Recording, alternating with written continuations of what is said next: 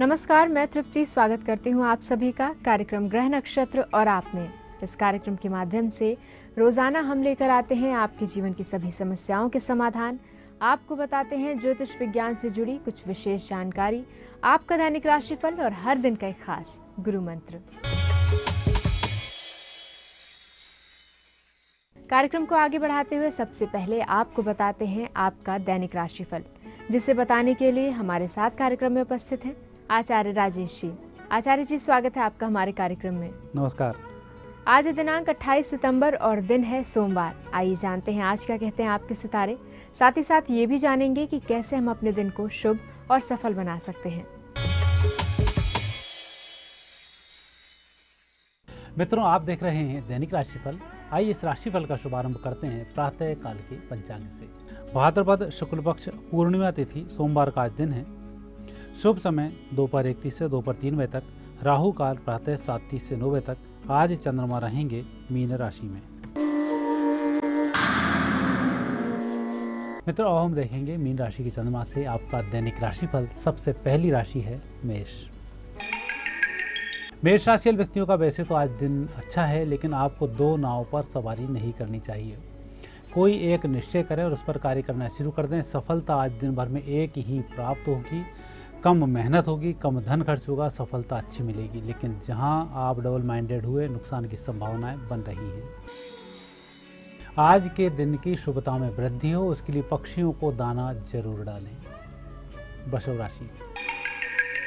वृषभ राशि व्यक्तियों के ग्रह योग अच्छे हैं और आज का ही दिन आपके पास है। जो भी काम आप कर रहे हैं उसमें जल्दी सफलताओं की प्राप्ति के लिए दोपहर में आलस्य का त्याग करें और व्यक्तिगत काम जो आपके हाथ में है उन्हें संपन्न करने की तरफ पूरे एड़ी से चोटी तक का जोर लगा दें। सायंकाल तक कार्य आपका संपन्न हो जाएगा। आज आपका दिन शुभ हो, उसके लिए हनुमान जी का स्मरण करें। इसके बाद घर से बाहर निकलें, आपका काम बन जाएगा। मिथुन राशि। मिथुन राशि वाले व्यक्तियों के ग्रह योग बहुत अच्छे हैं। व्यावसायिक सफलता के योग हैं। कोई नए व्यवसाय की बात भी चल सकती है और चलकर फाइनल भी हो सकती है। सभी तरफ से लाभ मिलेगी। नुकसान की संभावनाएं कम है। मात्र झूठ बोलने पर नियंत्रण रखें। आज का दिन शुभ हो, सफल हो, इसके लिए आप अपने घर के पूजा वाले स्थान पर 4 अगरबत्ती जलाएं। उसको इस प्रकार से 4 बार घुमाएं और घर के बाहर आप लगा दें। ऐसा करने से नजर का दोष समाप्त होगा। कर्क राशि। कर्क राशि व्यक्तियों के लिए दिन अच्छा है। परिस्थितियों को बेहतर करने का दिन है और पुरानी की गई गलतियों में सुधार का दिन है और यही आज आप करते भी रहेंगे। परंतु किसी व्यक्ति की बातों में आकर आप चलते हुए कामों को रोक सकते हैं। इसका थोड़ा ध्यान रखें। आज आप सही हैं, दूसरे व्यक्ति सही नहीं हैं, यह भी आप देख लें। आज का दिन शुभ रहे, इसके लिए चने चिरौंजी का प्रसाद किसी भी मंदिर में चढ़ाएं और वहां बैठे हुए व्यक्तियों को बांट दें। दिन शुभ होगा। सिंह राशि। सिंह राशि वाले व्यक्तियों को बेहतर परिणामों के लिए 2 दिन का इंतजार करना होगा। लेकिन आज जिस कार्य का भी आप शुभारंभ करेंगे वह कार्य सही समय पर संपन्न हो जाएगा। चिंता करने की कोई बात नहीं है। आज का दिन शुभ हो, उसके लिए लाल धागा अपने हाथ पर ये गले में पहनकर जरूर जाएं।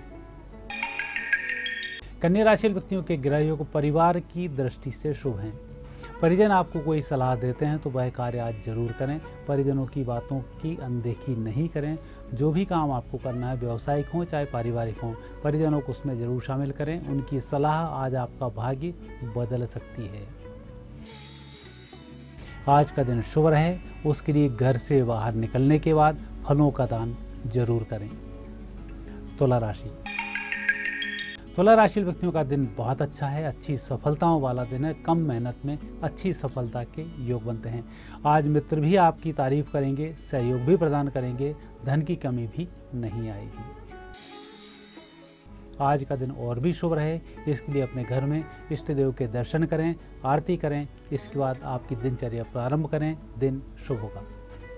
वृश्चिक राशि। वृश्चिक राशि वाले व्यक्तियों का दिन वैसे तो अच्छा चल रहा है, परंतु आज कार्य की गति थोड़ी सी धीमी रहेगी। उस कारण आपको मानसिक तनाव हो सकता है। अधिक तनाव करने की आवश्यकता नहीं है। जो काम जैसा चल रहा है आज वैसा ही चलेगा। उतनी सफलता आपको नहीं मिलेगी जितनी आप सोच रहे हैं। आज थोड़ा सा संतोष करना होगा, धैर्य धारण करना होगा। आज के दिन को शुभ बनाने के लिए अपने बुजुर्गों का आशीर्वाद जरूर लें। धनु राशि वाले व्यक्तियों का आज दिन अच्छा रहेगा, लेकिन देश विदेश से संबंधित कोई कार्य कर रहे हैं, अपने क्षेत्र से दूर के कोई कार्य कर रहे हैं, वह कार्य आज जल्दी संपन्न होंगे। लेकिन लोकल के जो कार्य हैं उन कार्यों में थोड़ा सा व्यवधान आ सकता है, और जो भी काम कर रहे हैं उसमें आपको अकेले ही मेहनत करनी होगी। जिन लोगों से काम कराना है उनसे व्यक्तिगत रूप से जाकर मिलना होगा, तब जाकर कहीं सफलताओं की प्राप्ति होगी। आज का दिन शुभ रहे, उसके लिए घर से बाहर निकलने से पहले भगवान के मंदिर में केसर का तिलक अपने मस्तिष्क पर धारण करें। मकर राशि व्यक्तियों का दिन अच्छा चल रहा है और मुझे दिखता है आज की सबसे अच्छी राशि है मकर राशि। कहीं कोई समस्या नहीं है, मन में प्रसन्नता बनी रही और मित्रों को मिठाई खिलाने को बन सकती है। आज का दिन और भी शुभ हो, इसके लिए घर के लोगों को ही प्रणाम करें, बाय करें, हंस मिलकर घर से बाहर निकले, सफलताएं लेकर ही आप वापस लौटेंगे। कुंभ राशि वाले व्यक्तियों का दिन अच्छा दिन है। धन के लिए खुशखबरी सुनने को मिलेगी, रुकी योजनाएं चलना शुरू होंगी, लेकिन जो नई योजनाओं पर हस्ताक्षर कर रहे हैं उसको पहले पूरी पढ़ लें, कहीं आपके साथ धोखा ना हो जाए। आज का दिन शुभ हो, आपका धोखा नहीं हो, उसके लिए घर के बाहर के लोगों को मीठा जरूर खिलाएं। मीन राशि वाले व्यक्तियों का दिन बहुत अच्छा है। मानसिक रूप से राहत भरी खबर भी सुनने को मिलेगी। स्वास्थ्य में भी आज सुधार आएगा, परिस्थिति बेहतर हो रही है, चिंता की आज कोई बात नहीं है।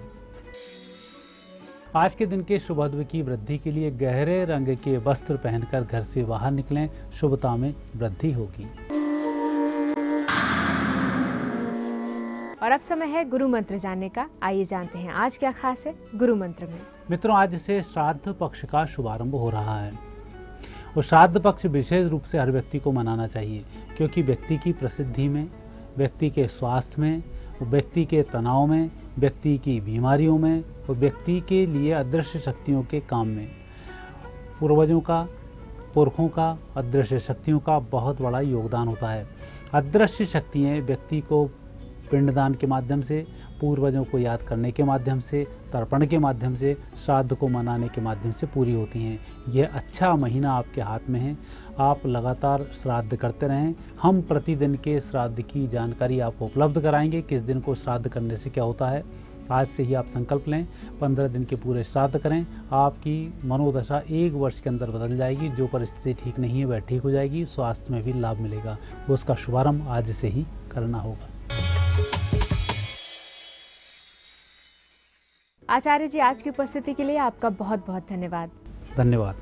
कार्यक्रम में वक्त हो चला एक छोटे से ब्रेक का। ब्रेक के बाद डॉक्टर शंकर चरण त्रिपाठी जी से जानेंगे कि पितरों की उपस्थिति का मूलाधार क्या होता है। साथ ही साथ हमारे कॉलर्स से जुड़ेंगे और उनकी समस्याओं के समाधान भी जानेंगे। तो कहीं जाइएगा मत, देखते रहिए कार्यक्रम ग्रह नक्षत्र और आप।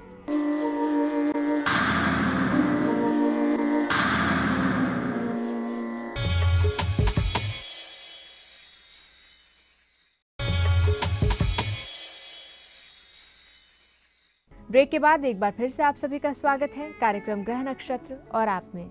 और इस समय हमारे साथ कार्यक्रम में उपस्थित हैं प्रख्यात नक्षत्र गतान्वेषी डॉक्टर शंकर चरण त्रिपाठी जी।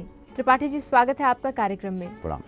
त्रिपाठी जी, पितृपक्ष प्रारंभ हो चुके हैं, तो आज हम आपसे जानना चाहेंगे कि शरीर नष्ट हो जाने के बाद पितरों की उपस्थिति का मूलाधार क्या होता है। ये प्रश्न आपका बहुत ही गूढ़ है, कूटस्थ है और वैज्ञानिकता से ओतप्रोत है। यही प्रश्न कृष्ण से अर्जुन ने किया था युद्ध क्षेत्र के मध्य में। तब महायोगेश्वर ने इस प्रश्न का जवाब दिया था कि यार शरीर तो नष्ट होता है, वासांस जीर्णानि यथा विहाय, आप जानते हो। नवीन गृह्णाति नरो पराणि तथा शरीराणि विहाय जीर्णानि अन्यानि संयाति नवीन दे। कपड़ों की तरह दूसरा शरीर मिल जाता। यहाँ तक जान गया राजा भरत को मोक्ष के बजाय, तृप्त होने के बजाय, कभी जन्म न लेने के बजाय पुनश्च मृग योनि में जन्म लेना पड़ा। और जब राजा परीक्षित को सुखदेव तक्षक नाग से बचाने के निमित्त भागवत का रहस्योद्घाटन कर रहे थे, उस समय मृग के रूप में दूर से सुनते हुए, और तब ये मस्तिष्क में ये भाव समुत्पन्न से समुत्कर्षित आकर्षण और प्रकर्षण के युग्मक से संयुक्त होकर मृग के शरीर से साक्षात कैवल्य को प्राप्त कर लेने वाला एकमात्र भारत, जिसके नाम इस देश का नाम भारतवर्ष पड़ा, ये वही पितर है। सिद्ध हुआ कि अतृप्त अवस्था 5 अंगुल के शरीर को, बाहरी शरीर स्थूल है, 3 शरीर हैं इस शरीर में, बाहरी शरीर स्थूल है। सो तन तोरे आगे सोवा, जीव नित्य तुम कहीं लगी रोवा। ऊपरी शरीर जल जाता है कपड़े की तरह, लेकिन इसके अंदर जो 5 अंगुल का शरीर है, आत्मानम रथिनम विद्धि, जिसमें आत्मा इस शरीर रूपी रथ पर रथी यानी ड्राइवर के रूप में संचालित करती है। वो आत्मा अजरोयम अमरोयम अणुम अरोणनीयाम महति महीनाम चिद बिंदु के रूप में वो अतृप्त अवस्था में ब्रह्मांड में भ्रमित होकर घूमती रहती है। और वो अतृप्त अवस्था जन्म लेने की आतुरता रखती है या कैवल्य या मोक्ष प्राप्ति की आतुरता रखती है। पिंड दान और जल तिल जौ के साथ पानी का दान इस 15 दिनों में इन अतृप्त आत्माओं को तृप्त कर या तो पुनश्च जन्म धारण करने का प्रमाण देते हैं, या उनके द्वारा पुरुषार्थ के अनुपात में, संचित पुण्य के अनुपात में मोक्ष प्राप्ति का मार्ग प्रशस्त करते हैं। इतना वैज्ञानिकता से युक्त है ये हमारा 15 दिन का पितृ पक्ष। इस महत्वपूर्ण जानकारी के बाद समय है हमारे कॉलर से जुड़ने का। आइए जानते हैं हमारे आज के दिन के पहले कॉलर कौन है और इनका प्रश्न क्या है। मेरा नाम दीपा सिन्हा है। मेरे पति का नाम जयप्रकाश भारती है। मैं उनके बारे में पूछना चाहती हूँ। इनका जन्म 5 सितंबर 1977 को हुआ है, रात को 11 बजे। जन्म स्थान ओबरा औरंगाबाद। मेरे घर की स्थिति बहुत खराब है और इनका प्रमोशन कब होगा? बरस रोहिणी, बहुत अच्छे हैं आपके पति के ग्रह और नक्षत्र। और बरस से 5, 2, 3, 4, 5 चतुर्थ अप्रैल 2016 के उपरांत प्रमोशन का मार्ग, फाइल मूवमेंट प्रशस्त देखा जाता है। बारी है हमारे अगले कॉलर से जुड़ने की। सुनते हैं इनकी समस्या के बारे में। मैं कानपुर से बोल रहा हूँ, अमित गुप्ता। मेरी जन्म तिथि 17 सितंबर 1985, समय दोपहर का 1 बजे। मेरा प्रश्न ये है कि मैं क्या कार्य करूँगा और किस चीज में मुझे सफलता मिलेगी। अभी तक मैं किसी चीज में भी सफल नहीं हो पाया हूँ और मुझे कार्य करने में थोड़ा सा डर लगता है, तो मैं क्या करूँ? धानुतुल्ला चित्रा का क्षेत्र जबलपुर के उस पार का है। कृपया वहाँ की भस्म या बालू या मिट्टी कुछ भी ले आओ, तब कोई भी कार्य करो। राख में हाथ लगाओ तो सोना भी आपके हाथ में दिखाई पड़ने लगेगा। जी आइए जुड़ते हैं हमारे अगले कॉलर से। सुनते हैं इनका प्रश्न। जी प्रणाम, मैं तुलसी चुंडावत पश्चिम चित्तौड़गढ़ से बोल रहा हूँ। मेरी जन्म तारीख 8 मई 1963 है। जन्म समय 1:15 दिन में है। मैं ये जानना चाहता हूँ कि मेरे लिए अच्छा जो भी बिजनेस कौन सा रहेगा, अच्छा पैसा मिल सकूँ और धन्यवाद। मंगल द्वादश से भला संभल, लोहे का काम नहीं करना है। गोल्ड और चांदी का काम कर सकते हो, दवाइयों का काम कर सकते हो, सप्लाई आपूर्ति का काम कर सकते हो। तदनुसार आप अपनी गणना कर लें। कार्यक्रम में वक्त हो चला है एक और छोटे से ब्रेक का। ब्रेक के बाद और भी कॉलर से जुड़ेंगे और त्रिपाठी जी से उनकी समस्याओं के समाधान भी जानेंगे। तो कहीं जाइएगा मत, देखते रहिए कार्यक्रम ग्रह नक्षत्र और आप।